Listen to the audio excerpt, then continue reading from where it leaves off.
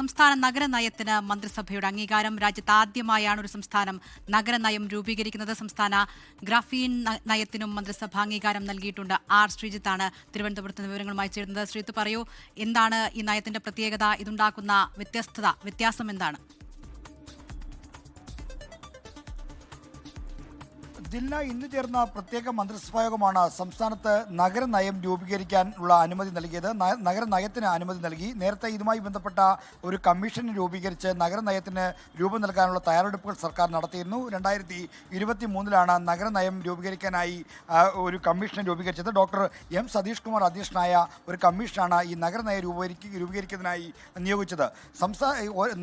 ഈ 2035 ആവുന്നതോടെ കേരളം ഏതാണ്ട് 92.8% നഗരവൽക്കരണത്തിലേക്ക് കടക്കുമെന്നാണ് പഠനങ്ങൾ തെളിയിക്കുന്നത്. ഇതിൻ്റെ പശ്ചാത്തലത്തിലാണ് ഒരു സമഗ്രമായ നഗരനയം രൂപീകരിക്കാൻ സംസ്ഥാന സർക്കാർ തീരുമാനിച്ചത്. രാജ്യത്ത് ആദ്യമായിട്ടാണ് ഇത്തരമൊരു നഗരനയത്തിലേക്ക് സംസ്ഥാന സർക്കാർ വരുന്നത്. 2018 കേന്ദ്ര സർക്കാർ നഗരനയത്തിൻ്റെ ചട്ടക്കൂട് പ്രസിദ്ധീകരിച്ചിരുന്നു.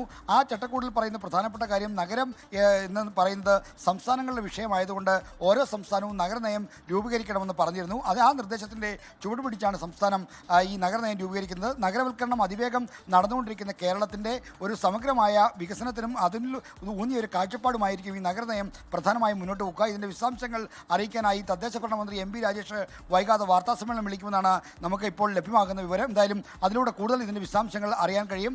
ഇതോടൊപ്പം തന്നെ സംസ്ഥാനത്ത് ഒരു ഗ്രഫീൻ നയത്തിനും അംഗീകാരം നൽകി. പുതിയ കാലത്ത് ഏറ്റവും സാധ്യതയുള്ളൊരു മേഖല എന്ന നിലയ്ക്കാണ് ഗ്രഫീൻ നയത്തിന് രൂപം നൽകുന്നത്. നേരത്തെ ഗ്രഫീൻ പാർക്കും മറ്റും സ്ഥാപിക്കാനുള്ള നടപടികളുമായി വ്യവസായ വകുപ്പ് മുന്നോട്ട് പോയിരുന്നു. ഈ നയവും വ്യവസായ വകുപ്പാണ് മന്ത്രിസഭാ യോഗത്തിൽ പൈലറ്റ് ചെയ്തത്.